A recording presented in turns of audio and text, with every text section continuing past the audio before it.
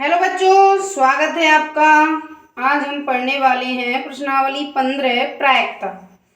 प्रायिकता सामान्य शब्दों में माने तो किसी सब घटना के जो घटित होने की संभावना होती है कि ये घटना होने के कितने चांस हैं, कितने नहीं हैं, ये एक तरीके से प्रायिकता है सरल शब्दों में। ठीक है, तो प्रायिकता को हम पी ई से डिनोट करेंगे फॉर्मूले के लिए।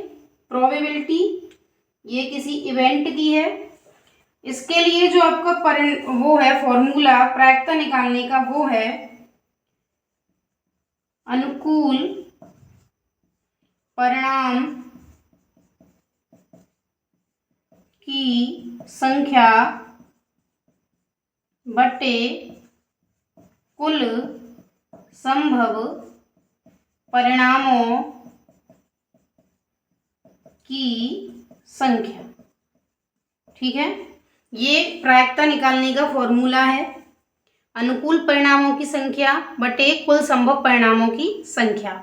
इसमें भी हम सभी परिणाम जो आएंगे उनको समप्रायिक मानते हैं। समप्रायिक का मतलब है कि उनके आने की मतलब जो परिणाम आएंगे वो समान रूप से आएंगे। ऐसा नहीं है कि कोई परिणाम ज़्यादा संख्या में आ जाए, कोई कम संख्या में आ जाए, ऐसा नहीं होगा। ऐसा हम मानते हुए इन प्रश्नों को हल करते हैं। मतलब सभी जो परिणाम आएंगे समप्रायिक होंगे। समप्रायिक का मतलब है कि उनके आने के चांस जो हैं वो बराबर होंगे। ठीक है बच्चों, एक बात ये है मुख्य फॉर्मूला जो आपको याद करना है इस प्रश्नावली के लिए। दूसरा जो आपको याद रखना है, मान लीजिए कोई घटना है जिसके घटित होने के लिए जो प्रायिकताएं हो रही हैं उन सभी प्रायिकताओं का योग जो है वो 1 के बराबर होता है। जैसे कोई घटना है जिसमें कई घटनाएं जुड़ी हुई हैं, तो PE1 है, PE2 है, PE3 है, ये अलग अलग घटनाएं हैं। तो इन सब का जो योग होगा वो 1 के बराबर होगा। मतलब किसी प्रयोग की सभी प्रारंभिक घटनाओं की प्रायिकताओं का जो योग है वो 1 होगा। ठीक है बच्चों, कोई प्रयोग हमने किया है और उसमें जितनी भी घटनाएं आ रही हैं उन सभी का योग क्या होगा? 1 होगा। एग्जाम्पल के लिए मैं आपको समझाऊं, एक पासा होता है। ठीक है, पासा फेंकने पर 1 आने की प्रायिकता। पासे में 6 अंक होते हैं ना, 1 से लेके 6 तक। 2 आने की प्रायिकता। जब भी आप पासा फेंकोगे तो कभी 1 आ सकता है, कभी 2 आ सकता है, कभी 3 आ सकता है। तो इनकी जैसे 1 आने की प्रायिकता निकाल ली हमने, 2 आने की प्रायिकता निकाल ली, ऐसे 3 आने की निकाल ली। तो इन सबको जब हम जोड़ देंगे, 4 आने की प्लस 5 कितनी बार आएगा, 6 कितनी बार आएगा, तो इनको जोड़ने पर इसका योग कितना होगा? 1 होगा। ठीक है, अगर इसको पासे से नहीं तो आप उससे समझ सकते हैं, जैसे कि एक 5 नीली, 3 काली और 4 सफ़ेद बॉल एक बॉक्स में रखी गई हैं और एक बॉल को निकाला जाता है। ठीक है, ठीक है बच्चों, तो या तो प्रश्न की जो प्रायिकता निकाली जाए वो P नीली की निकाल दी जाए। फिर आपसे पूछा जाए कि काली बॉल आने की प्रायिकता कितनी है। फिर आपसे पूछा जाए कि सफ़ेद बॉल आने की प्रायिकता कितनी है। तो ऐसी स्थिति में तीनों ही प्रायिकताओं का योग कितना होगा? 1 होगा। मतलब कोई घटना है, इसके लिए अगर उसमें कई प्रायिकताएं हैं तो उन सभी प्रायिकताओं को जब हम जोड़ेंगे तो फाइनली उनका जो योग आएगा वो 1 के बराबर होगा। ठीक है बच्चों, अब देखिए तीसरा जो फॉर्मूला है वो है, अगर कोई घटना की प्रायिकता PE है तो उसके घटित ना होने की प्रायिकता PE बार होगी और इन दोनों का योग 1 होगा। इस फॉर्मूले पर बोर्ड परीक्षा में हर साल प्रश्न आने के चांस रहते हैं। जैसे मान लीजिए आपको दिया हुआ है PE बराबर 0.625 और आपसे कहा गया है प्रश्न में, 1 नंबर के प्रश्न में, पीई बार ज्ञात करिए। तो हम क्या करेंगे, 0.265 प्लस पीई बार बराबर 1, यही तो है फॉर्मूला आपका, यही तो कह रहा है। फिर हम क्या करेंगे, पीई बार और 1 में से 0.625 घटाएंगे। घटाएंगे कैसे, 1 दशमलव लगाएंगे 3, क्योंकि दशमलव के बाद संख्याएं हैं 3। 10 में से 5 तो 5, 9 में से 2 गए तो 7, 9 में से 6 तो 3, यहाँ कुछ बचा नहीं, तो ये आ गया आपका आंसर 0.375। तो ये फॉर्मूला है मोस्ट इम्पोर्टेंट। इसमें से कई बार बोर्ड में सवाल आया है कि किसी घटना के घटित होने की प्रायिकता और घटित ना होने की प्रायिकता में से कोई एक दी हुई हो, दूसरी ज्ञात करनी हो, तो हम इस प्रकार से ज्ञात कर सकते हैं। ठीक है बच्चों। अगला जो नियम है वो ये कहता है कि अगर किसी घटना के लिए पीई बराबर 1 है तो ऐसी घटना निश्चित घटना कहलाती है। निश्चित घटना, ठीक है। अगला ये है कि अगर किसी घटना के लिए प्रायिकता 0 है तो ऐसी घटना असंभव घटना कहलाती है। ये घटना कभी नहीं हो सकती जिसकी प्रायिकता 0 है, और जिसकी प्रायिकता 1 है वो होकर ही रहेगी। और इसके अलावा एक फॉर्मूला यह भी है, फॉर्मूला कहिए, नियम कहिए, कि जो प्रायिकता का मान है वो हमेशा 1 से छोटा या बराबर, 0 से बड़ा या बराबर होता है। कहने का मतलब ये है कि अगर आपकी प्रायिकता का मान किसी सवाल में -2 आ गया है तो गलत है, 0 से कम कभी नहीं आएगा। इसी प्रकार यदि आपकी प्रायिकता का मान 1.25 आ गया है, या मान लीजिए 1.01 भी आ गया है, तो ये भी गलत है। प्रायिकता का मान 1 से अधिक नहीं आ सकता, 0 से कम नहीं आ सकता, 0 और 1 के मध्य में रहेगा, या तो 0 हो सकता है या 1 हो सकता है। ठीक है बच्चों।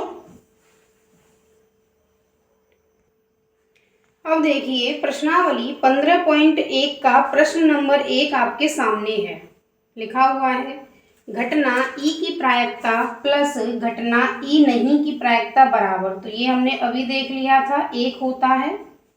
नंबर 2, उस घटना की प्रायिकता जो घटित नहीं हो सकती है तो 0 होता है, और ऐसी घटना असंभव घटना कहलाती है। ठीक है, ये अभी हमने देखा।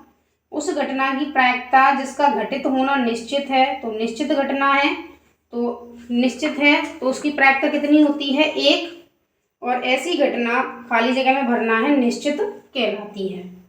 नंबर 4, किसी प्रयोग की सभी प्रारंभिक घटनाओं की प्रायिकताओं का योग 1 होता है, यह भी हमने देख लिया। किसी घटना की प्रायिकता 0 से बड़ी या उसके बराबर तथा 1 से छोटी या उसके बराबर होती है। ये सारे प्रश्न हमने देख लिए थे। ठीक है बच्चों।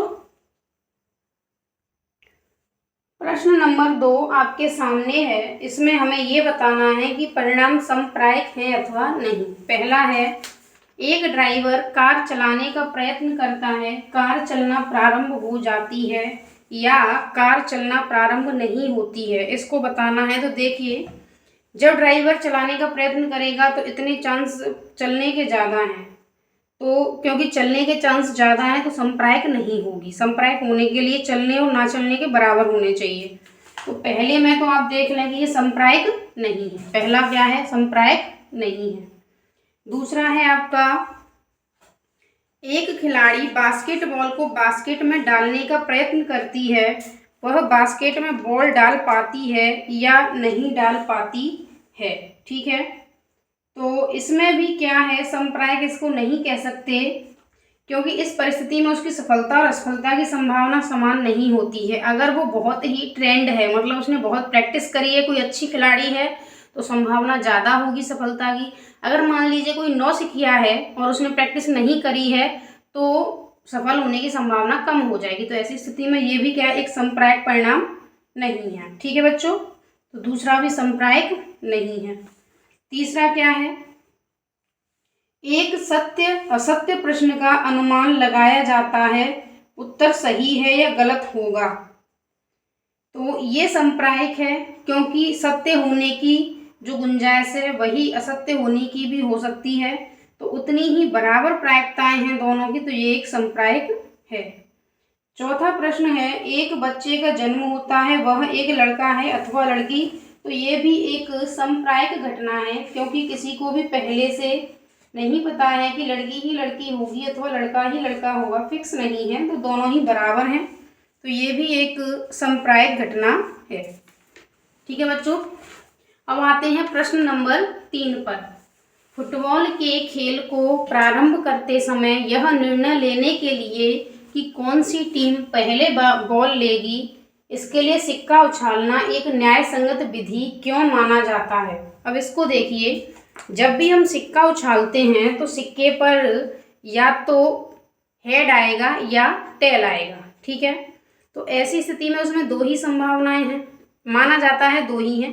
हालांकि अगर सिक्का खड़ा रह गया तो एक अलग से संभावना भी बनती है, लेकिन मुख्य रूप से दो ही संभावनाएं हैं, या तो टेल होगा या हेड होगा। तो ऐसी स्थिति में दोनों संभावनाएं आने की जो प्रायिकता है वो बराबर है, मतलब दोनों ही घटनाएं कैसी हैं, संप्रायिक हैं। तो इसलिए जो टॉस करते हैं वो सिक्के से कर लेते हैं। ठीक है बच्चों, अब देखिए प्रश्न क्या है, 4 निम्नलिखित में से कौन सी संख्या किसी घटना की प्रायिकता नहीं हो सकती। तो आपको बताया गया है कि जो प्रायिकता होती है किसी भी घटना की वो आपकी ये होनी चाहिए। ठीक है, यही तो होनी चाहिए। अब इसमें देखिए बी में क्या है, बी में आपको दिया हुआ है -1.5, तो ये माइनस है तो ये नहीं हो सकती। सी में आपको क्या दिया हुआ है, घटित ना होने की संभावना, एक सेकंड, डी में आपको दिया हुआ है 0.7, तो ये तो हो ही सकती है, क्योंकि ये जो है वो 0 और 1 के बीच में है। ठीक है बच्चों, ए में आपको दिया हुआ है क्या, 2/3। अगर हम इसमें 2 में 3 का भाग दें, आप निकालिए, तो 0.03618, मतलब आपका मान आएगा 0.66 इस तरीके से। तो ये भी 0 और 1 के बीच में है, तो ये भी होगी। अब हम देख लेते हैं सी को, सी है 15%, मतलब 15/100। ठीक है बच्चों, तो ऐसी स्थिति में जब आप 15/100 करोगे तो 15/100 का भी मान कितना आएगा, 0.15, यही आएगा ना। तो ये भी क्या है, 0 और 1 के बीच में है, तो ये भी एक ऐसी जो प्रायिकता है वो हो सकती है। ठीक है, अब चलते हैं नेक्स्ट प्रश्न पर। प्रश्न नंबर 5 आपके सामने है, इसमें दिया हुआ है यदि पीई बराबर आपको दिया हुआ है 0.05, तो आपको ज्ञात करना है पीई नहीं। ठीक है, ये आपको ज्ञात करना है। तो ऐसी परिस्थिति में आपको एक फॉर्मूला लिखा दिया था, लेकिन अगर आप फिर भी डायरेक्ट ज्ञात करना चाहें तो आप 1 में से इसको घटा देंगे। ठीक है बच्चों, अब 1 में से घटाएंगे तो आप इसको ऐसे लिखोगे, 10 में से 5, ये हो गया 9, ये तो आपका आ गया 0.95। ठीक है, पीई बार जो आपका आएगा वो आएगा 1 में से इसको घटाकर। ठीक है बच्चों, आप फॉर्मूले को इस तरीके से भी लिख सकते हैं, पीई, ये जो फॉर्मूला है पीई बार का आप ऐसे लिख सकते हैं, पीई बार बराबर 1 माइनस पीई और 1 माइनस 0.05, फिर ये घटा के ये आ जाएगा। ठीक है, अब चलते हैं नेक्स्ट प्रश्न पर। प्रश्न नंबर 6 आपके सामने है, एक थैले में केवल नींबू की महक वाली मीठी गोलियां हैं। मालिनी बिना थैले में झांके उसमें से एक गोली निकालती है, इसकी क्या प्रायिकता है कि वह निकाली गई गोली नंबर 1 संतरे की महक वाली होगी, नंबर 2 नींबू की महक वाली होगी। अब देखिए प्रश्न में केवल नींबू की महक की ही गोलियां हैं, तो संतरे की महक की गोली तो उसमें है ही नहीं। जब संतरे की महक की गोली उसमें है नहीं तो ऐसी स्थिति में उसकी प्रायिकता क्या होगी, उसकी प्रायिकता हो जाएगी 0। ठीक है, अब क्योंकि सभी गोलियां नींबू की महक की हैं तो आप कोई सी भी गोली निकालिए उसमें नींबू की ही महक आएगी, तो ऐसी स्थिति में जो नींबू की महक वाली जो प्रायिकता है वो हो जाएगी 1। ठीक है बच्चों, नींबू की महक वाली की प्रायिकता हो जाएगी 1 और संतरे की महक वाली की प्रायिकता हो जाएगी 0। तो आज के लिए इतना ही, मिलते हैं और भी मज़ेदार गणित की वीडियो में। तब तक के लिए टाटा, बाय बाय, नमस्कार।